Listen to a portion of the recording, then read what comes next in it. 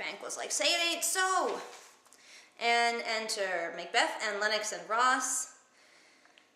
And MacBeth is really putting on a good show. He's got his shit together now. He's a lot less freaked out than last night. Had I but lived an hour before this chance, I'd have lived a blessed time. For from this instant there's nothing serious in mortality. All is but toys. Renown and grace is dead. The wine of life is drawn, and the mere lease has left the vault to brag of. And then Malcolm and Donalbain come in. Those are the king's sons, if you remember. And they're like, what's going on? And MacBeth says that their father's dead, except for he says it in a way more flowery way than I just did. And so does Macduff, except for Macduff just says, your royal father's murdered. So in case they didn't get Macbeth's like really flowery way, Macduff's just like, yeah, he's dead.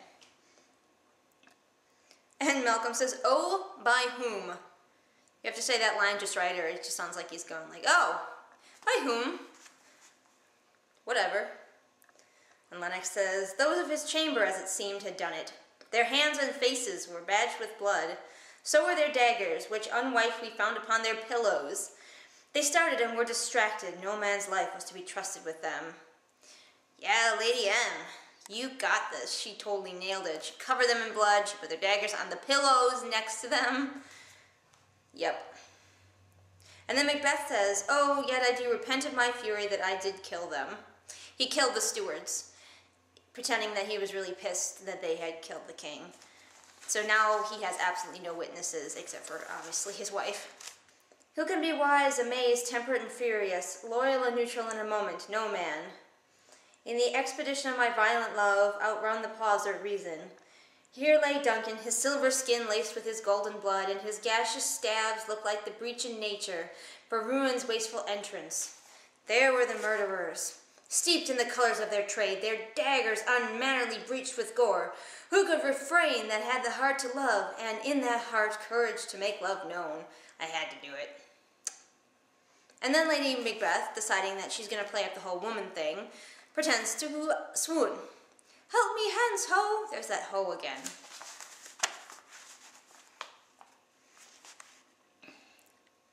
Macduff's like, look to the lady!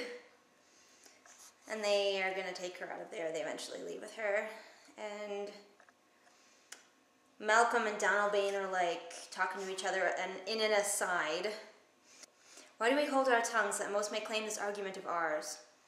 Donalbain says, what should be spoken here, where our fate hid this auger hole may rush and seize us. Let's away, our tears have not yet brewed, nor our strong sorrow upon the foot of motion. And then Bank was like, look to the lady again, because Lady M is still, swooning. And they take her away, and Banquo continues to speechify. And when we have our naked frailties hid that suffer in exposure, let us meet and question this most bloody piece of work to know it further.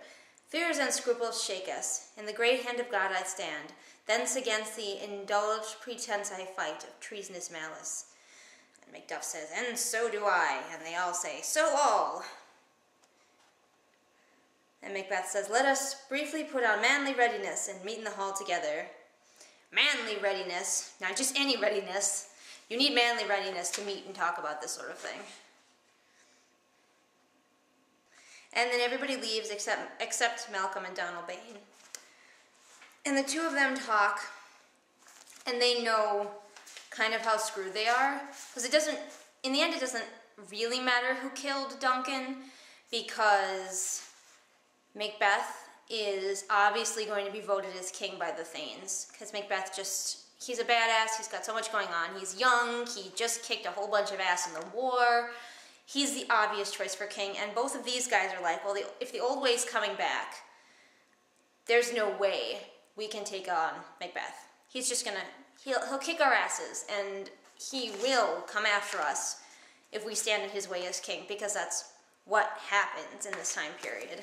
And they're both wusses. So Malcolm says he's going to go to England, and Donalbain's going to go to Ireland. Our separate fortune shall keep us both the safer. And Malcolm says, this murderous shaft that's shot hath not yet lighted, and our safest way is to avoid the aim. Therefore to horse, and let us not be dainty of leave-taking, but shift away.